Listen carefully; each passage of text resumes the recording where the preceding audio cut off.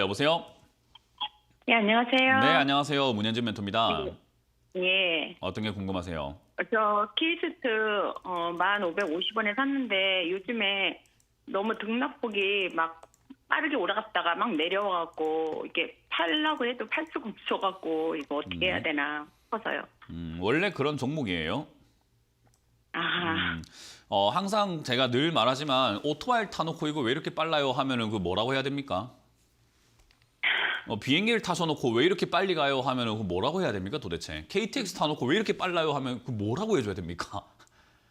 아니 왜 그런 걸 모르고 타셨어요? 라고 이야기할 수밖에 없는 거잖아요. 그죠? 그러니까 네. 지금 말씀하셨던 그 내용이 되게 어이가 없는 내용들이에요. 아니 원래 그런 종목인데 지금 빠르다고 이렇게 한탄을 하시고 힘들어하시고 하면은 이거 뭐 어떻게 이야기를 해줘야 될까라는 생각밖에 들지 않아요. 원래 이 종목은 빠르고 원래 변동성이 심한 종목이다라고 보면 되고요. 키스트라고 하는 이 기업은 예전부터 변동성이 워낙 심해서 이런 종목들은 초보자분들이 사가지고 수익을 내거나 매매하시기에는 굉장히 버거운 종목 중에 하나입니다. 원래부터요. 키스트가 네. 뭔 기업인지 알고 계세요?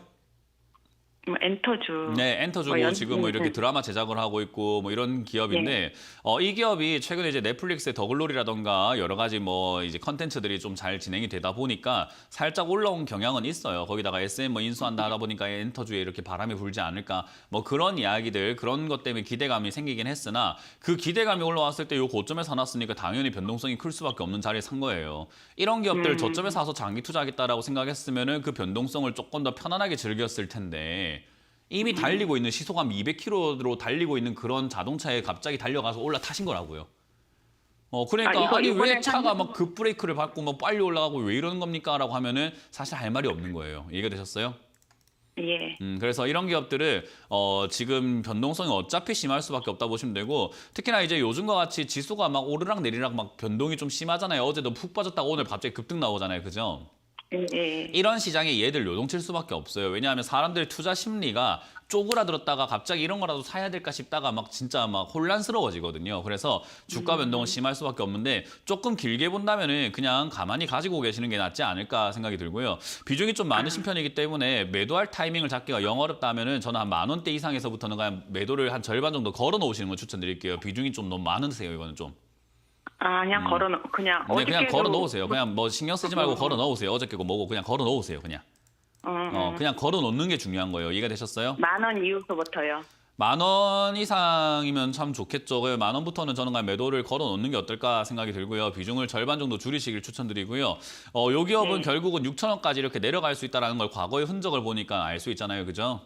예. 그러면 6,000원까지 내려왔을 때 더 사면 되는 거를 굳이 여기서부터 10,000원에 30%로 들고 있을 이유가 사실은 없는 거예요. 그러니까 10,000원의 절반 정도를 그냥 매도 걸어 넣어가지고 어느 날 그냥 갑자기 급등 나와가지고 내 10,000원 정도의 터치가 된다면은 한 5% 손절은 괜찮잖아요.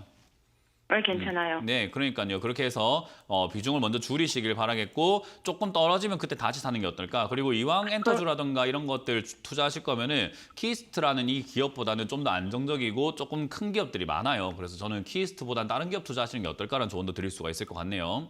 아, 예, 알겠습니다. 근데 네. 그게 6,000원까지 진짜 또 떨어질 수 있나요? 주식은요, 이 종목이 그냥 영원까지 갈 수 있다 생각하면 돼요. 삼성전자도 지금 6만 원대, 5만 원대 왔다 갔다 하잖아요. 그죠? 그거 네. 2,000원까지 떨어진다 해도 아무 문제 없는 기업이고 아무 상관없고 그럴 수 있는 거예요. 그러니까 항상 안 떨어지는 거 아닙니까? 떨어지면 안 되는 거 아니에요? 라고 생각하는 그 태도 자체가 잘못된 거예요. 얼마든지 떨어질 수 있기 때문에 떨어질 거에 대한 대비를 해라라는 뜻인 거잖아요. 지금 비중이 많다는 것도. 예, 알겠습니다. 네, 그렇게 대응을 하시길 바랍니다. 고맙습니다.